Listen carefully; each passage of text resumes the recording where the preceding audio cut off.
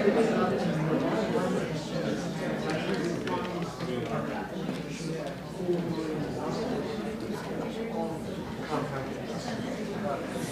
evening, and welcome to the New York Society Library. Delighted to see so many of you turning out for the 18th century on a cold night. I am Sarah Holliday, head of events. And before we get encyclopedic, a quick summary. First, may I ask you to silence cell phones or anything that might disturb the presentation? Thank you. Good citizen. We appreciate that. Second, we are thrilled to have tonight's speaker here on his actual publication date. So, yes, hot off the press copies of Diderot and the Art of Thinking Freely are available for purchase just outside those doors, courtesy of our friends from the corner bookstore, and Dr. Curran will be happy to sign copies after the presentation.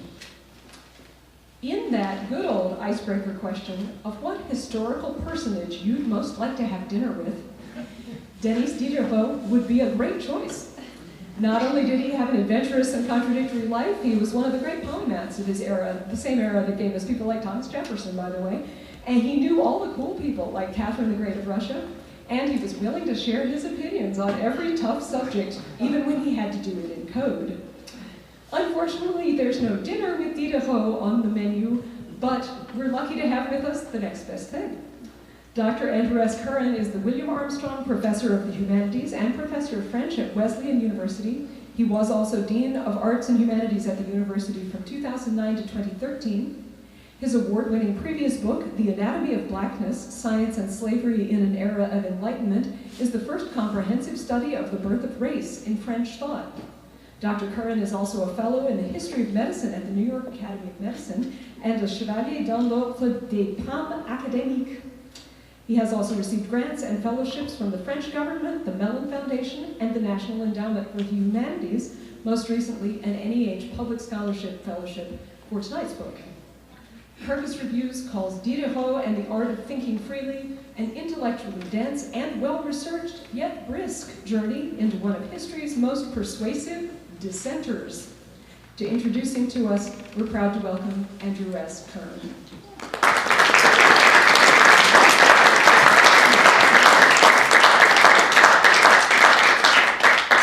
Thank you so much, Sarah, for a tremendous and generous introduction.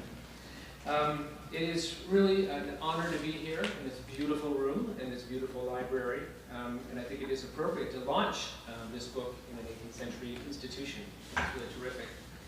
And I think I'd like to begin with a confession. And this is my first biography, and this is my first author's talk as well. And the final confession, which you alluded to before, is that I am an academic. My editor might say, Judith Burrish was here, would say I'm a reformed academic. And I've never had the chance to talk about form and content before. Generally, we publish things, we don't really talk about the process of publishing, so I'm really looking forward to doing that tonight with you all. So bear with me as I change roles. And you alluded to my first two books. I want to talk about that very briefly. Not the books themselves, but the kind of stuff I did before. Am I getting through here? Am I loud enough? Okay. So I am theoretically, as I was just saying, I work in literature, but I'm more of an intellectual historian. I love big ideas. I like putting a tracer on ideas, finding a genealogy, and tracking it down.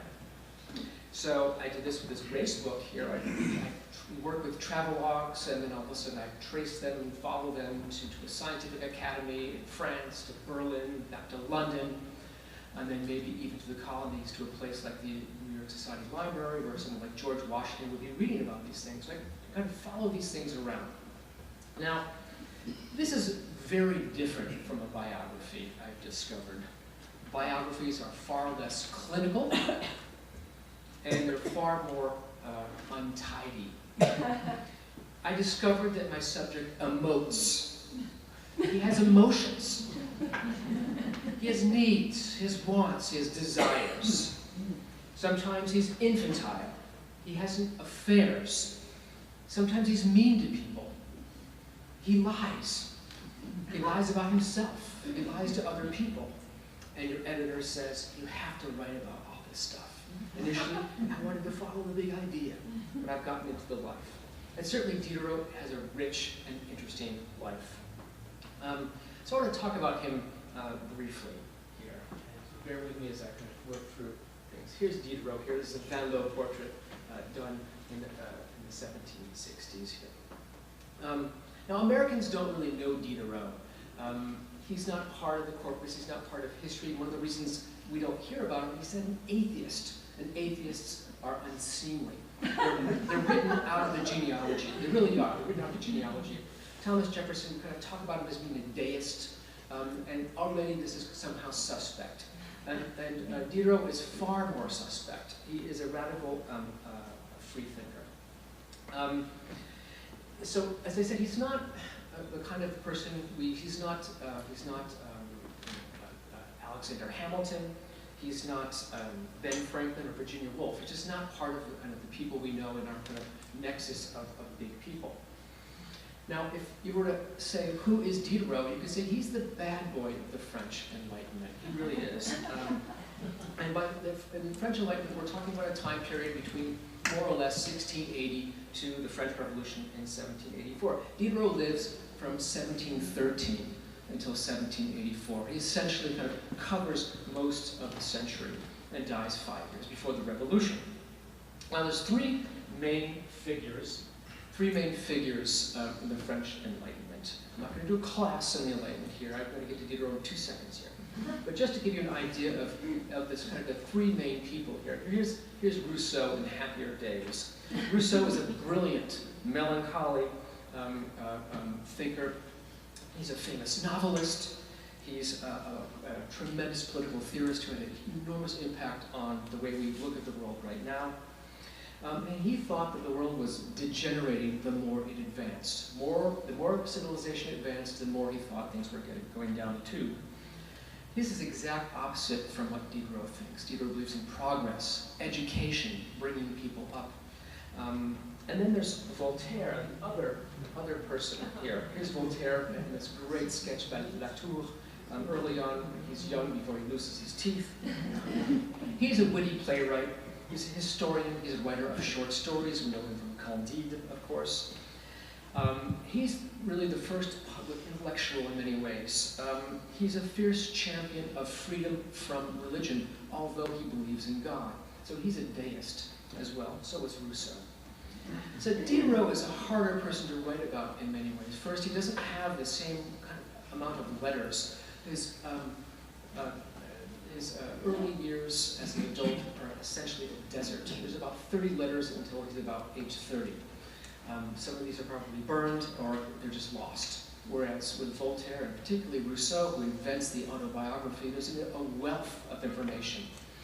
And that's the first challenge with Diderot. The second thing is that he is a staggering genius. And I was confronted with the problem of how do you write about a genius when you're not one? He's a polymath also who follows ideas like a greyhound chases a Dixie cup. Just takes off. And he also works in a very funny way. Whereas someone like Voltaire, who's also a polymath and a polygraph, he would work on different things during the course of the day, but nothing like Diderot. He'd wake up and write an article on sugarcane manufacturing in the morning, then do art criticism until lunch. Then he'd write a novel in the afternoon, a 20-page letter to his mistress, and finally work on a play after dinner. And so reducing this to a chronology, and this is just one day, is maddening. It's absolutely maddening. He doesn't lend himself to a tidy chronology. And then there's, of course, the other obstacle about writing biography. And this is the biorhythm question. This is my great discovery that people age and slow down and eventually die. And so this is also interesting. Biographers confront this question all the time. What do you do with the second half of your life? The first half of his life has a lot of drama.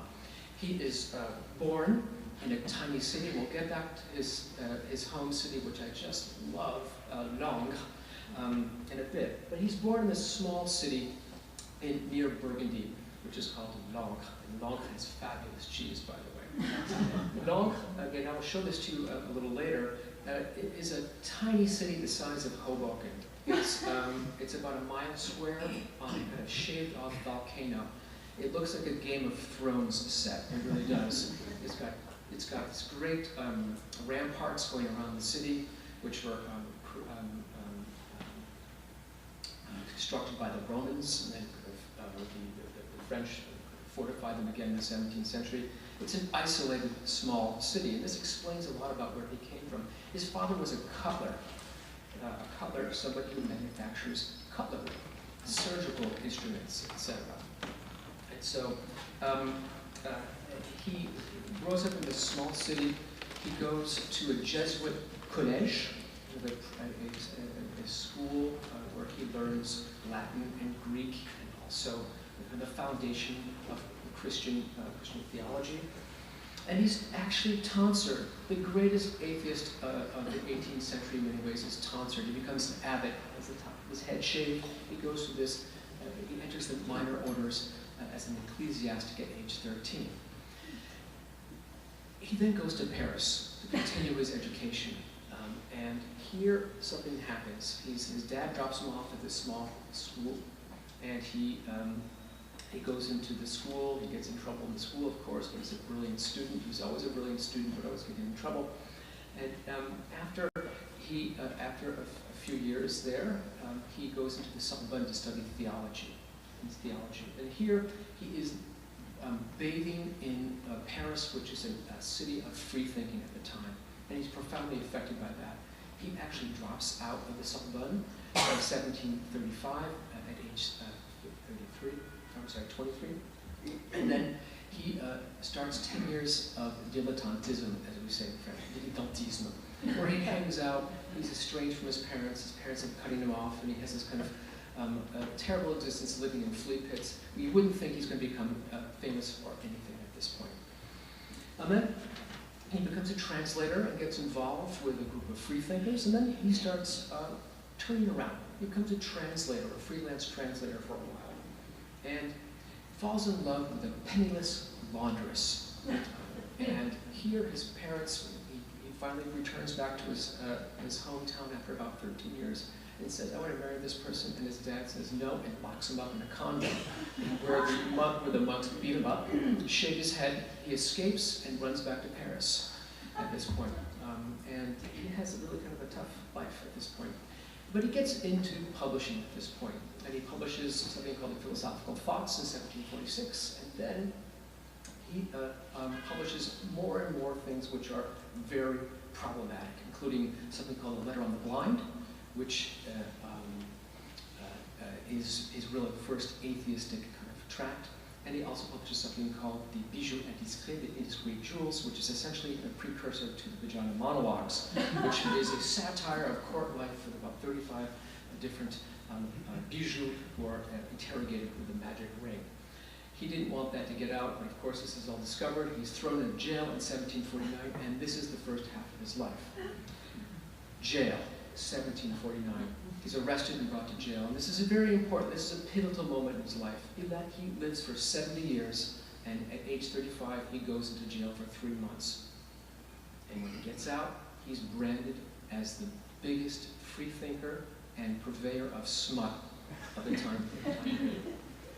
He is, luckily, the editor of the great encyclopedia. I should say a few words about that. Probably this institution, do you own an encyclopedia? Encyclopédie? Maybe, maybe not. The Encyclopédie is perhaps the greatest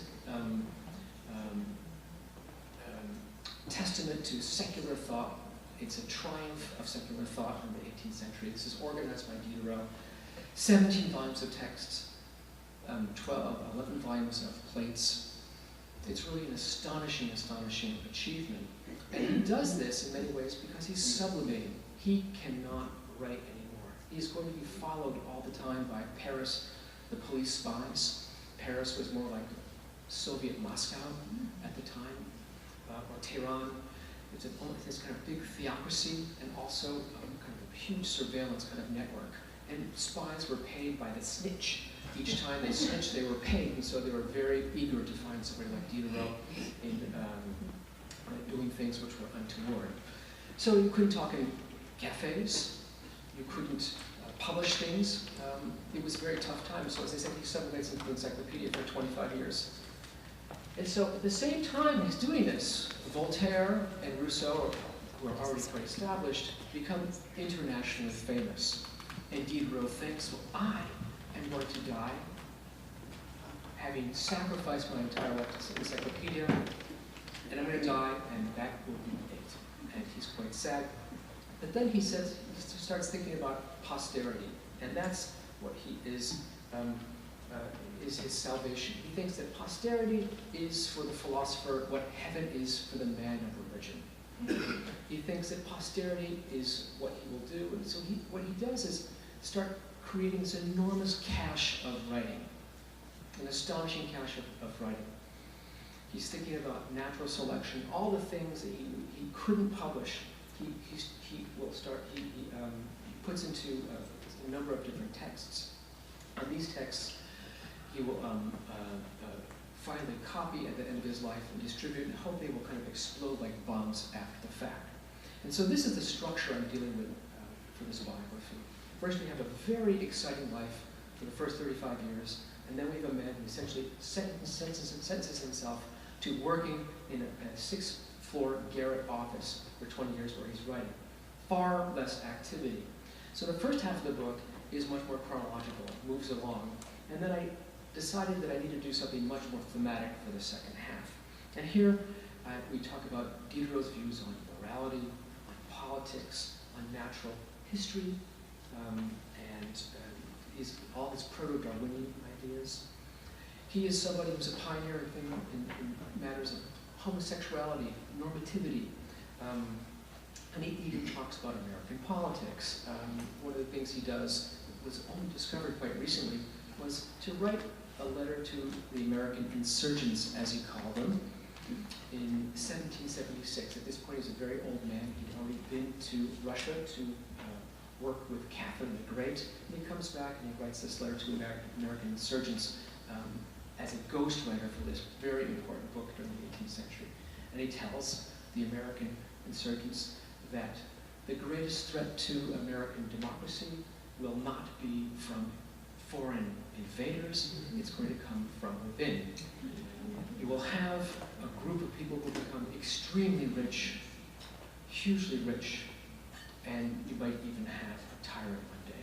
It's an astonishing, interesting thing. Perhaps prescient, we don't know. Anyway, so this is the basic kind of setup of the book. And what I want to do now is talk a little bit about what I enjoyed most about writing this book. And there are a lot of things I enjoyed most about the book, particularly working quite a bit with Judith. So I love imaginary geographies. Clearly, when I am conjuring up a life, I'm conjuring up a psychology, conjuring up marital problems, conjuring up relationships among different people, there's a certain resuscitation that goes on, and I can extrapolate what happens by looking at letters and things like that. I loved doing that ultimately. I loved getting into the nitty-gritty of personal relationships, his problematic relationship with his wife, for example. But I also loved thinking about geography so much and figuring out the spaces of his life. And one of my favorite spaces is the space of Langue, which I've already talked about before. There's a little picture of Diderot while I have some water. Here is that city I was talking about, Langue. As I said, it's about half an hour from Burgundy. You take the train and you walk up. It's about a mile straight up. It's about 1,800 feet above the valley. It's just a stunning kind of arrival when you get there. And nothing has changed pretty much in this town. There's 8,000 people lived there in the 18th century. There's 8,006 now in 2019. It's a very quiet town. There's a couple of cafes. There's a restaurant. And Diderot is a main tourist attraction, and I'll talk about that in a second. And the soul of the place is kind of up for grabs.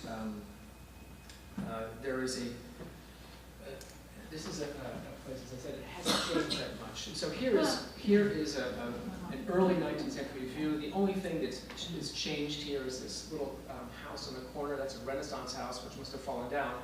And here, I actually grabbed this off of Google Maps or Google kind of image. I've been there like 5 times, but I just happened to find this image here and said, that looks familiar. And that's what goes on in the town. Now, the big change is that in the 18th century, there's a gigantic cross in Langres, which was there, right in front of Diderot's house. Diderot lived right about here. There's a gigantic cross. The cross gets taken down for a while, but then in 1884, Diderot's statue pops up here. The Diderot statue becomes the center of this very small town. It becomes the identity of the town. Everything is named after Diderot. There is a Diderot boulangerie. There's a Diderot driving school. There's a Diderot motorcycle dealership. There's a Diderot tabac or cigar and cigarette store. And there's also the Diderot junior high. But my favorite is the Diderot senior high as well. So the senior high and the junior high are both Diderot. And there's a restaurant, of course, the Diderot, which is actually a very good restaurant. And one of the things I talked about, going to this town, it's kind of funny. I'm like the American who's writing on Diderot. And, these little whispers kind of happen. The guy at the hotel is so happy that someone might be working on the subject that the first time I'm there, he comes out and gives me this beautiful knife that was a copy of a knife manufactured by Diderot, Diderot's father. The second time I go there, he gives me a marble bust of Diderot. And I go into a store to buy an umbrella, and I'm like, oh, you're the American. It's really great. So I want to read from the book a little bit, but what I want to do tonight as a special treat, particularly to Judith, is read something from what I call my compost heap. I have an enormous compost heap from this book. It's gigantic. We worked on so many different things. We didn't know how to get into this book. As I've described the life, the complicated life, getting into a life, there's so many different ways to do that. And I think I probably had about 20. And the first time I thought about this, I said, I'm going to write like Diderot. Diderot had this fantastic, expansive, expressive, vibrant style. And he would make his prose dance in a way that life vibrated. I say he's an atheist, but he's actually what people have called an enchanted materialist. That he loved life so much. He's not a sad, kind of Marquis de Sade kind of person who is a nihilist. He believes in morals. He believes in humankind. He's really much an optimist. So at the same time, he loves thinking about the materiality of who we are. Everything is based on that. So that's where I thought I'd start, except that clearly if you're my public, you wouldn't know that because you don't know him, as I said. Nonetheless, I'm going to read this here. If Denis, or Denis Diderot, had provided the first paragraphs for his own biography, he might have begun by evoking the precise moment where he was conceived on a January night in 1713 on the Place Chambeau. This was, after all, how he liked to tell his friends life stories. Angélique Diderot, his very devout mother, would have been the first actor in the short comedy.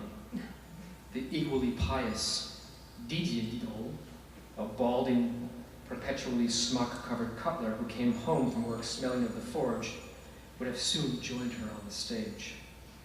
And on a frigid evening next to a roaring fireplace in the small town of Langres, the two God-fearing folk would have pulled at least some of their clothes off and quickly slipped into bed beneath their fetid wool blankets, acting, they believed, on God's decree to be fruitful and multiply. But as the zygote turned grown man who was produced during this moment would later say, what happened here had very little to do with the deity. It was rather the aching desire to be touched and the craving and lust of his beloved parents that pulled him from the dark void.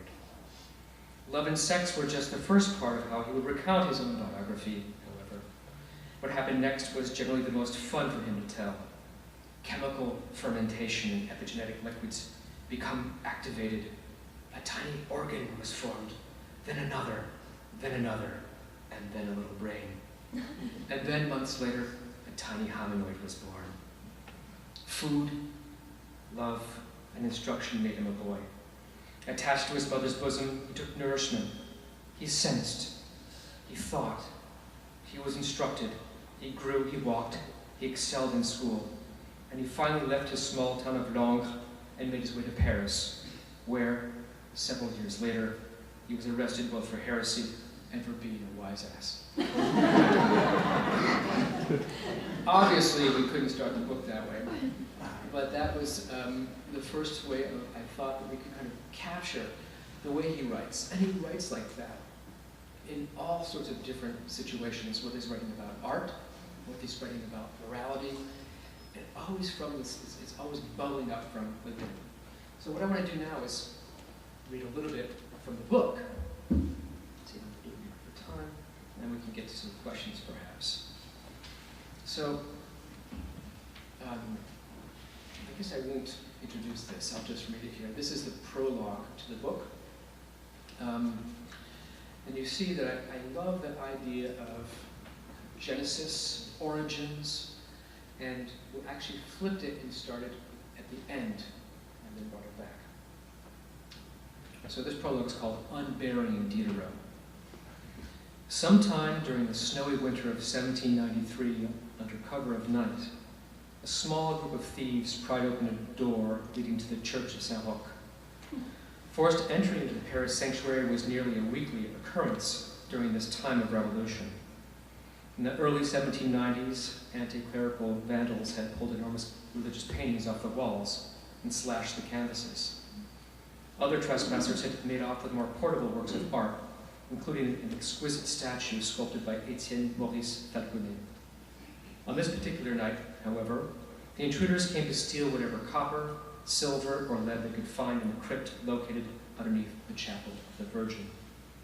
Setting to work in front of the chapel's altar, the grave robbers used long iron bars to lever aside the mattress-sized marble slab in the center of the floor. Though they surely had no idea who was buried in the vault, the most loutish of the group, assuming you could read, would still have recognized the name of the writer Denis Diderot, inscribed on one of the caskets. Dead for 9 years, the notorious atheist had been the driving force behind the most controversial book of the 18th century, the Encyclopédie. This massive dictionary had not only dragged sacrilege and free-thinking out into the open, but triggered a decades-long scandal that involved the Sorbonne, the Paris Parliament, the Jesuits, the Jansenists, the King, and the Pope. None of this history mattered to the birthers. After moving Diderot's lead coffin from the vault, the men simply shook his decomposing body onto the church's marble floor. The following day, Diderot's remains, along with the other desecrated cadavers from the crypt, were presumably gathered up and transferred without ceremony to a mass grave about a mile to the east. Nobody noticed, nobody reported it in the press. Assuming the church's first few remaining parish priests had realized that Diderot had been buried in the church, they were undoubtedly relieved to be rid of the scandalous body. Some 20 years before his remains were carted out of the Saint-Roch church, Diderot had prophetically remarked that whether you rot beneath marble or under the ground, you still rot. Yet being discarded and forgotten among a mound of recently guillotined aristocratic corpses would not have been his preference, atheist or not. Diderot had long expressed a keen interest in being remembered and, if all things worked out, celebrated by future generations. Posterity is the philosophe, he once stated, as heaven is to the man of religion. Diderot's interest in speaking to future generations from beyond the grave had come about out of necessity. In 1749, shortly after the then 34-year-old writer had published a work of intemperate atheism entitled The Letter on the Blind, 2 gendarmes showed up at his house, arrested him, and dragged him off to Vincennes prison. 3 months later, shortly before he was released, the Lieutenant General de Police made a special trip to the prison to warn the writer that any further immoral or irreligious publications would bring about a jail sentence measured in decades, not months. Diderot took this threat seriously. For the next 33 years, he avoided publishing the kind of inflammatory books that he had authored as a young man. Much of the energy that he might have devoted to such endeavors was redirected toward the all-consuming encyclopedia.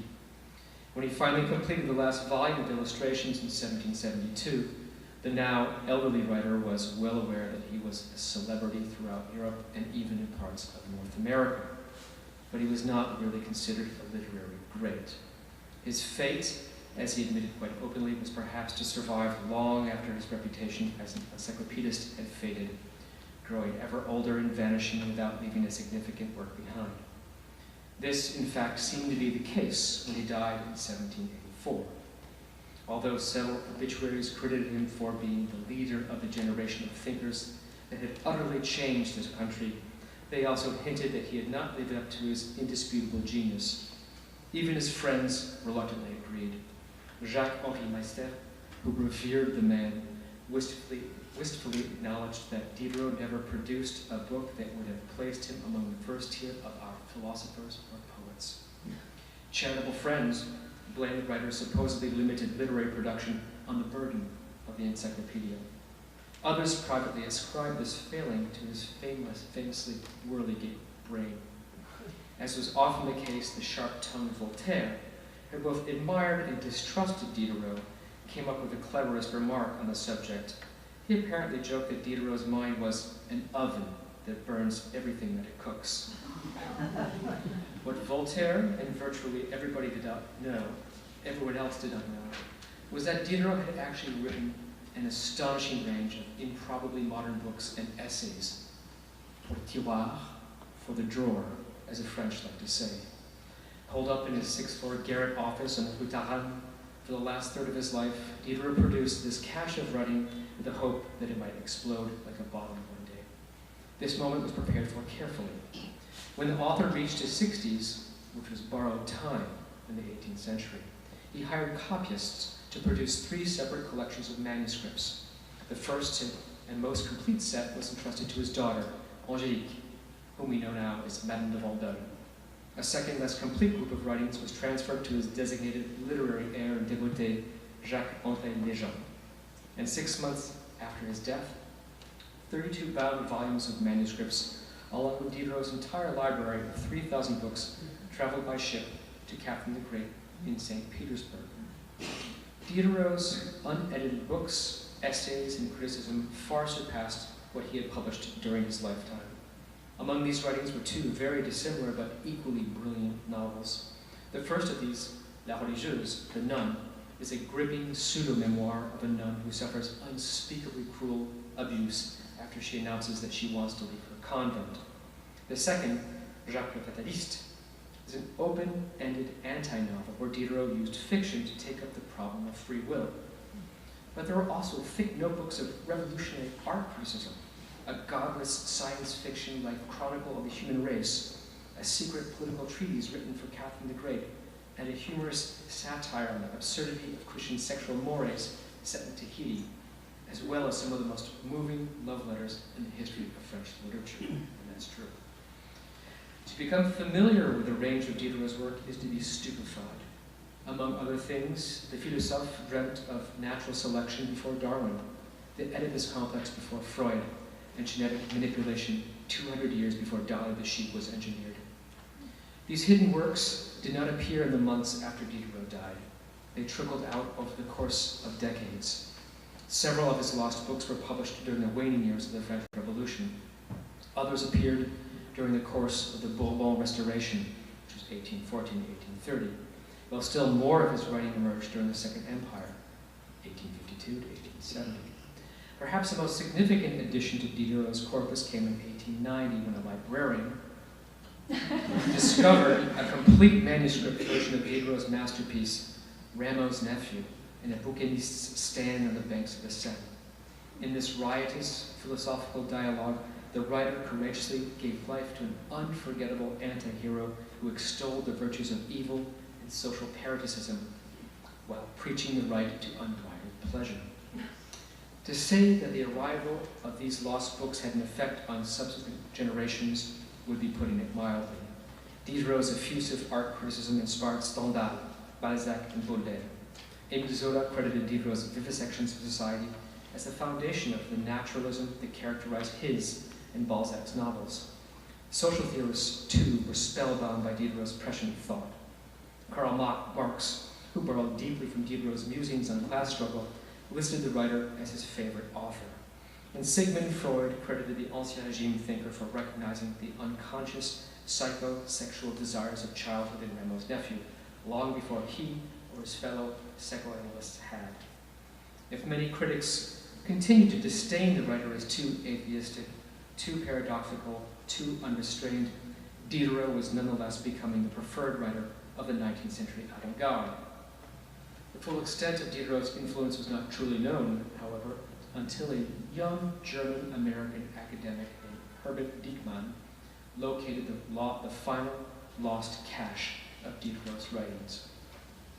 Having heard rumors that Diderot's conservative descendants continued to possess some of the lost manuscripts originally given to the writer's daughter, the Harvard professor finally obtained permission to visit the family chateau in Normandy in 1948. After overcoming the post-war suspicions of the caretaker, who was put off by his German accented French, Diekmann was ultimately directed to some armoires on the chateau's second floor. Entering a room that contained several large freestanding closets, he sidled over to the first one and peeled back the door panel. Hoping perhaps to find a lost work, or maybe two, he was confronted with an enormous stockpile of Diderot's bound manuscripts. So stunned was Diekmann that he simply dropped to the floor. Diderot's final cache, the lost collection of manuscripts that he had given to his daughter, had at last been found. What are now known as the Vendôme archives, labeled as such since they came from Diderot's daughter, Madame de Vendôme, have become the most important source for what we know about Diderot and his works.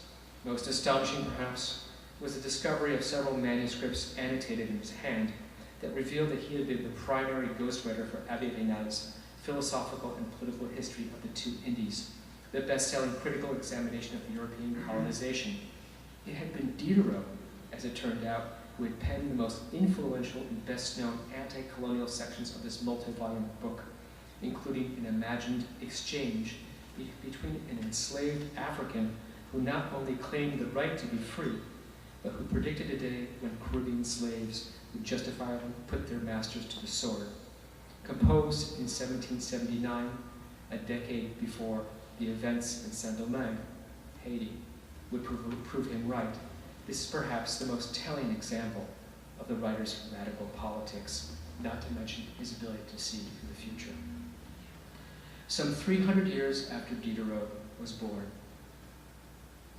he has now become the most relevant of Enlightenment philosophers. That he refrained from publishing or taking credit for his most forward-looking ideas during his lifetime was not simply a matter of avoiding persecution.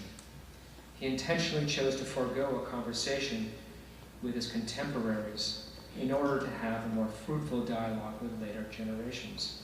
Us, in short. His heartfelt hope was that we, the sympathetic and enlightened interlocutors of the future, might finally be capable of sitting in judgment of his hidden writings. Writings that not only question the moral, aesthetic, political, and philosophical conventions of the Ancien Régime, but our own as well. So I'd love to take some questions about the book. Maybe about Diderot, maybe about writing the book. Who was his contact in the American insurgency? To whom did he write? He didn't. So the question is, to whom did Diderot write specifically when he was talking to these American insurgents? He actually did this in a very kind of hypothetical way. He did this all the time. This is a kind of a typical epistolary trick where you're writing kind of to people like this. And he was just generally addressing the American insurgents in general. This said, he was, through this person I alluded to, Raynal. Raynal was in contact with Benjamin Franklin, and so there was a real lineage there. There's a real kind of transmission process And we don't know whether Diderot really was involved with that specifically or whether he always went through Raynal. He was a ghostwriter and terrified of the things he was writing.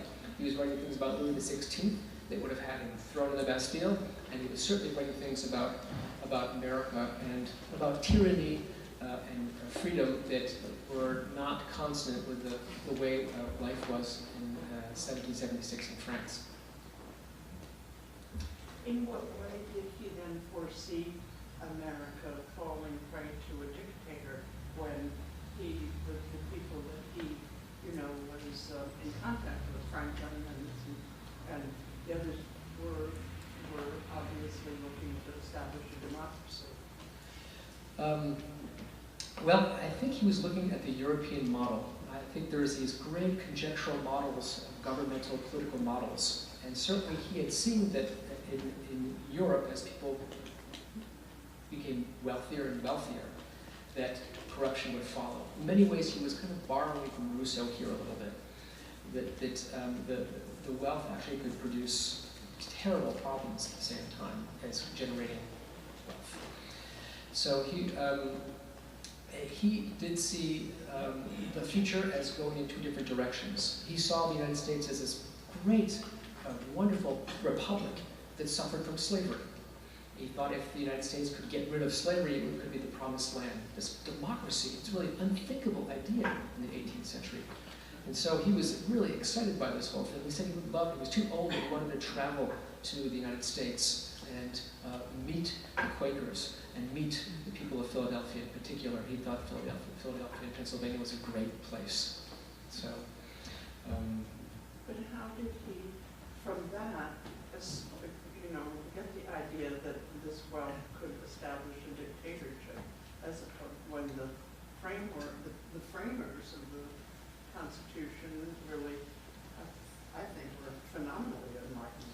Right. So the question is, how did he think that this could lead to tyranny, dictatorship in the United States? And I think it's regressive history. The idea that things could get worse over time, particularly if there's just too much wealth. He thought that if people stopped exercising, stopped doing things, stopped working, they'd be like aristocrats. Aristocrats in the 18th century did not work. He thought work was very important for people's identity. He was a bourgeois, the son of a cutler. He thought these were really good values. And great wealth does not produce entrepreneurial people in his point, from his perspective. And the most extreme version of that would be an oligarchy. People anointing somebody who are not, who don't have the interests of the people at heart. I think that's what he was thinking. Thank you for your talk. It was interesting to me that there's so few letters and correspondence that we have with Diderot, and I'm wondering whether that's because he was afraid that the letters would fall into the hands of authorities. Is that the case? Were they just lost? I mean, I would have thought that given that he was cut off, excluded from the public, excluded, he would have been very gracious in exchanging letters with the likes of Voltaire. Well, I should qualify this because I think there's 12 volumes of letters. I think, I looked out, I think I've sent 76,000 emails in the past 8 years. I'm not sure what that would fill up, but he certainly filled up a lot of volumes too. But early on, it's very tough. One of the things he did was he fell in love with somebody who was not terribly literate. I mean, she could read a little bit. And so the exchange between him and her is very rudimentary.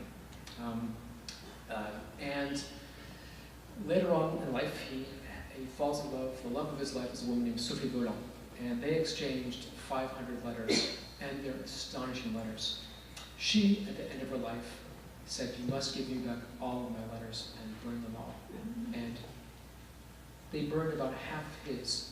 But this is the greatest window into his life. And so we have kind of a snapshot. We don't have her letters.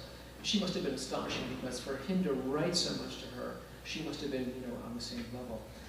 She was wonderful. And there are lots of, there's a lot of correspondence, but he was a sloppy man, I think, in a lot of ways. Unlike, he didn't have a personal secretary. In the 18th century, you would have a personal secretary. They often kind of take this all, you would make a copy of a letter, and it would be much more kind of organized. He was, He edited, probably 30,000 articles for the encyclopedia. He wrote 7,000 articles for the encyclopedia. The man was just astonishing. And he was not great with his correspondence. Now, certainly there are a lot of letters out there, but it's funny where you're going through and there's like 4 months where there's nothing. There's these giant ellipses in the record. Still in all, I've pieced together his life. It makes a lot of sense. And he was, in contact with a lot of people, but he didn't have the same kind of international network that someone like Voltaire was. He was in Paris. Voltaire was exiled in Ferney, on the Swiss border, and kind of created this enormous kind of network. And he's writing all sorts of different people, writing Catherine the Great, Frederick the Great. He's talking to different people. And Diderot was kind of making it work, making the Enlightenment work in Paris, I think, too. So there's less letter writing. Letter writing is posited on distance and separation. He was kind of in the thick of it, I think, quite a bit. Would you talk about how you decided to organize the book, and did you change your mind as you were writing? Well, so how did I decide to organize the book? One of my great confessions, another confession that I've actually talked about with my students, I have a student here tonight, is that I don't write, I've written 3 books, I don't like outlines. I never had an outline. I believe in radical empiricism, like Diderot in many ways. And so it took shape by itself, I think. I think that I first kind of worked through the kind of chronology, and I stumbled, and it wasn't holding together. There weren't great transitions between the different eras in his life, the kind of the overarching categories which allow us to kind of understand who he was. And then later on, I had to, not artificially, but piece together these kind of thematic units, because he would write about, for example, human sexuality in a novel, in an essay, and somewhere else, in letters to Sophie Volant, and piece them together into these more digestible units. And so the second half, if you can imagine him up in his garret writing, the second half of the book really assembles these things into units that you can understand, and hopefully they're fun too. Okay? Could you discuss or elaborate on the phrase, the art of thinking freely, and what do you see that Diderot saw as thinking freely? And does it involve how you live your life, what you question in your actions, or do you have to step back and retreat to a garret and write? Or, and what does it have to do with open-mindedness, and what can that tell us about our life's intolerance in our society today? What a great question. We get to the heart of the whole thing here, don't we? So the art of thinking freely. There's a term, free thinker, that I've alluded to, and we hear about that quite a bit now. In the 18th century, the notion of free thinking was close to being a libertine. A libertine is somebody who had freed his or her mind from dogma. There's another thing I think is interesting about the term heretic in the 18th century. The term heretic in the 18th century, we think about somebody who's violating aspects of a particular religion. But as I looked this up in a kind of I think it was a catechism manual, I spent lots of time thinking about these kind of things. The definition was somebody who had ideas on his own. Right?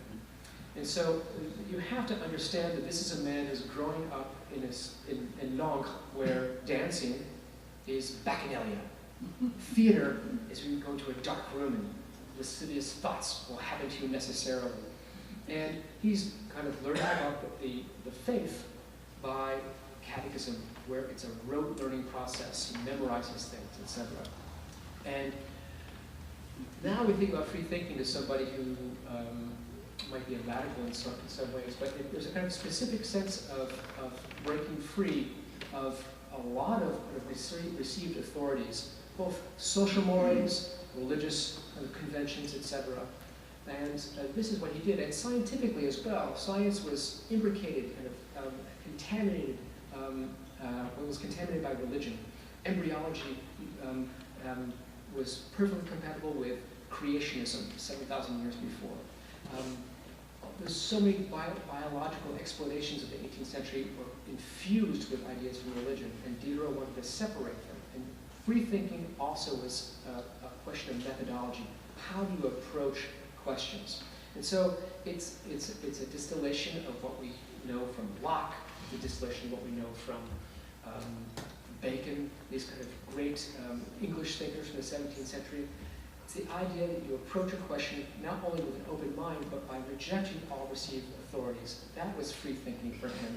And certainly, he could not be a free thinker. He was practicing self-censorship for 35 years, but he paradoxically had freed himself by not respecting the conventions, the literary conventions, and the social conventions, and the religious conventions of his time, because he didn't have to worry about publishing. He really was free thinking, even though it was a time bomb for the future. That's exactly the question I wanted to ask. You said he didn't have to worry about publishing. He was from a very modest background. How did he subsist? Well, did he have a sponsor?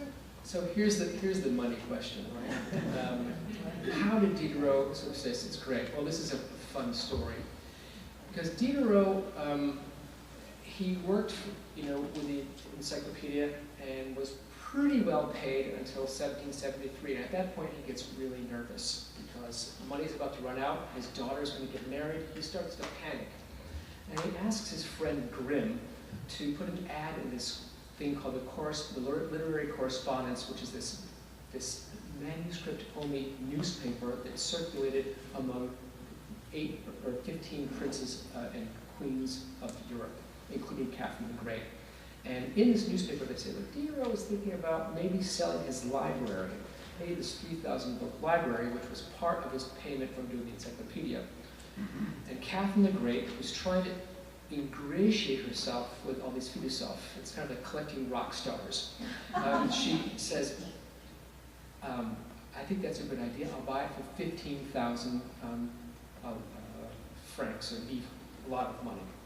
I'm not sure how much that is, probably 80,000 or something like that. Don't quote me. It's a lot of money. So Diderot was quite happy. And then a year later, and she says, but here's the stipulation. You get to keep the library. And you're the curator of the library, so I'll pay you to be the curator. So he gets the money, keeps the books, and gets paid for keeping the books. And this is great. But the following year, they forget to pay him. No problem. And he just mentions it to somebody, and this guy writes to Catherine, and Catherine writes back, I don't want some small, squirrely functionary screwing this up from now on, so I'm going to pay you 50 years in advance. And then we'll renegotiate when you're 103, which makes this great joke.